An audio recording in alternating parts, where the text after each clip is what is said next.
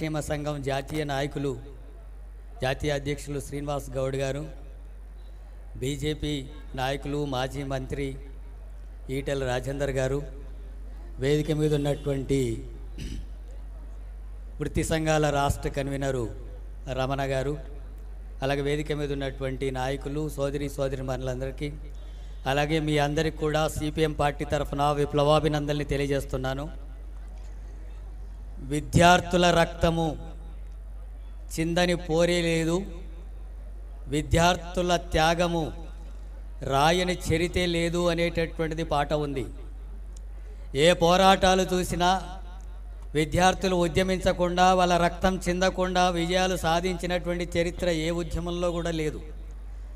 అయితే అనేక రకాల ప్రభుత్వాలు మారుతున్నప్పటికీ కూడా మన బతుకులు మారలేదు అని చెప్పి ప్రజలంతా కూడా పెద్ద ఎత్తున ఆందోళనలు చేస్తున్నటువంటి క్రమంలో ఇప్పుడు మీరు కూడా మా ఫీజు రియంబర్మెంట్స్ ఇవ్వడం లేదని, దాదాపు 4,000 కోట్ల రూపాయల బకాయిలు ఇంకా ఇవ్వడం లేదని, దాని ఫలితంగా మొత్తం విద్యార్థి లోకమంతా కూడా ఇబ్బందులకు గురవుతున్నది అనేటటువంటి విషయాలు మీరు పెట్టుకున్నటువంటి డిమాండ్స్ ఈరోజు రాష్ట్ర ప్రభుత్వం ముందు ఉంచడం జరుగుతుంది.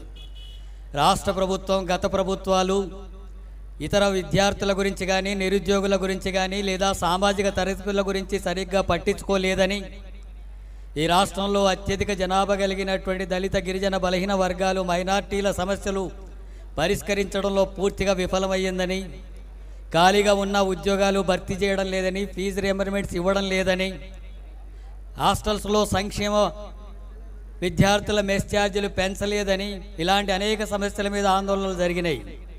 ఇప్పుడు కొత్త ప్రభుత్వం వచ్చింది, కాంగ్రెస్ పార్టీ అధికారంలోకి వచ్చింది. రేవంత్ రెడ్డి కూడా చాలా మాట్లాడాడు, అనేక వాగ్దానాలు చేసి అధికారంలోకి వచ్చి సంవత్సరం అయిన తర్వాత కూడా ప్రజలకు ఇచ్చిన వాగ్దానాలు అక్కడ అమలు జరగలేదు. కనీసం డిమాండ్స్తోనే ఇక్కడ శాంతియుతంగా నిరసన కార్యక్రమం అనేటటువంటి జరుగుతోంది.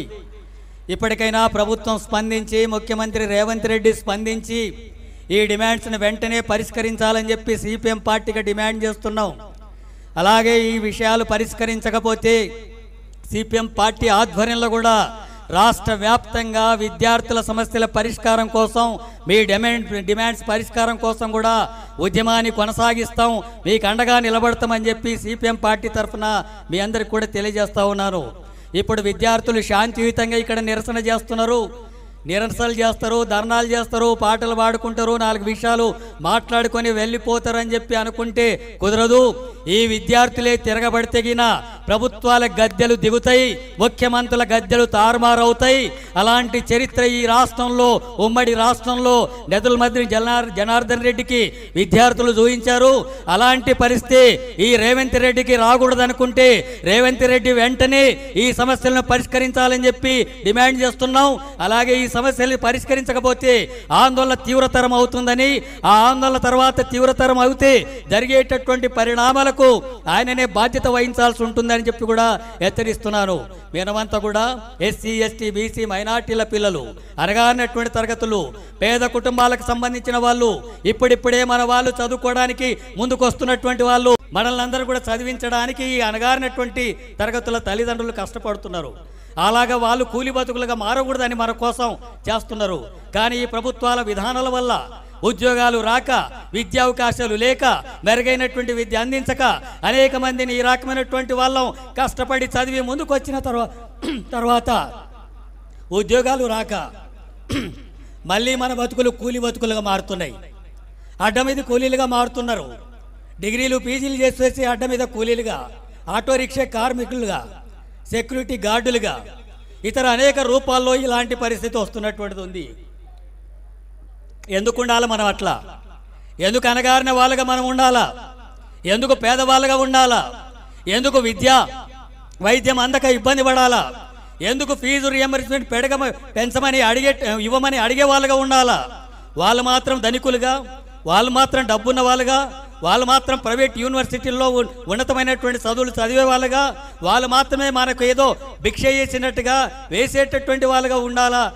ఇటువంటి సమాజంలో ఈ పరిస్థితి కొనసాగుతుందని మనం అర్థం చేసుకోవాలా?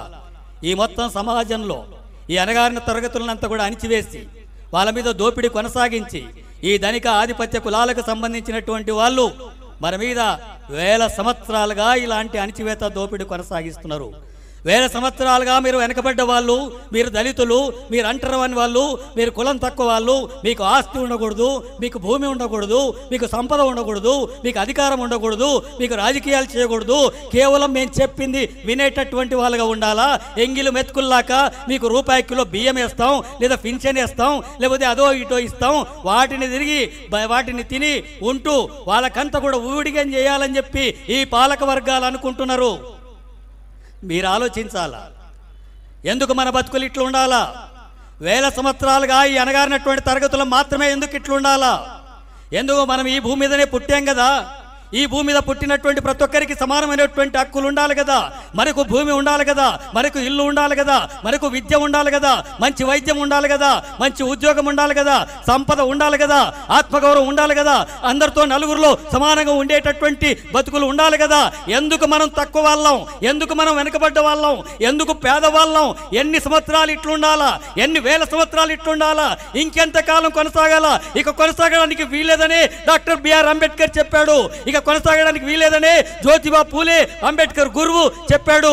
వాళ్ళ మాటలను ఆదర్శంగా తీసుకొని ఉన్నతమైనటువంటి చదువులు చదువుతూనే సామాజిక న్యాయం కోసం, సమాజంలో జరుగుతున్న అణచివేతకు వ్యతిరేకంగా ఈ విద్యార్థి లోకమంతా కూడా తిరగబడాల్సినటువంటి అవసరం వచ్చింది. అలాంటి తిరుగుబాట్ల వల్లనే సామాజిక న్యాయం సాధ్యమవుతుంది. ఫీజు రేమెంట్ వస్తాయి, లేకపోతే ఇంకా విషయాలు అమలు జరుగుతాయి. అవన్నీ జరగాలంటే సమాజంలోనే ఈ ఆధిపత్య కులాల దోపిడిని, అలాగే ఆర్థిక దోపిడీకి వ్యతిరేకంగా జరిగేటటువంటి ఉద్యమాల వైపు కూడా మనం నడవాల్సి ఉంటుంది. సమాజంలో మన అణచివేతకు వ్యతిరేకంగా కూడా మీరు చైతన్యవంతం కావాల్సింది ఉంటుంది. పూలే అంబేద్కర్ ఆశయాల్ని కొనసాగించేటటువంటి వాళ్ళుగా మీ అందరూ కూడా ముందుకు వస్తారని చెప్పి ఆశిస్తూ, అలాగే ఇప్పుడు ప్రభుత్వం వెంటనే వీటిని పరిష్కరించకపోతే భవిష్యత్తులో మన సంఘం ఆధ్వర్యంలో శ్రీనివాస్ గౌడు, అలాగే మహేష్ యాదవ్లు, మిగతా నాయకులు ఏ పిలిపిచ్చినా, ఏ కార్యక్రమం ఇచ్చినా సిపిఎం పార్టీ గ్రామాన మీకు అండగా నిలబడి ముందుంటుంది. ఎర్ర జెండా అంటేనే పోరాటాలకు అండగా ఉండే జెండా, రక్త తర్పణ చేయడానికి వెనకాడినటువంటి జెండా. అధికారం ఉందా లేదా, ప్రభుత్వం ఉందా లేదా, ఎమ్మెల్యేలు ఉన్నారా లేదా అనే విషయం కాదు, తెగబడి పోరాడమే సిపిఎం ఎర్ర జెండా యొక్క లక్ష్యం. ఆ రకమైనటువంటి స్ఫూర్తితోనే మీకు అండగా ఉంటామని చెప్పి తెలియజేస్తూ, ఈ అవకాశం ఇచ్చినందుకు కూడా ధన్యవాదాలు తెలియజేస్తూ ముగిస్తున్నాను. థ్యాంక్ యూ అన్న. మీ విలువైనటువంటి సూచనలు ఖచ్చితంగా బీసీ విద్యార్థి సంఘం పాటిస్తుంది. మరొక ఇద్దరే ముఖ్య అతిథులు ఉన్నారు, అన్న జాజుల సీనన్న గారు మరియు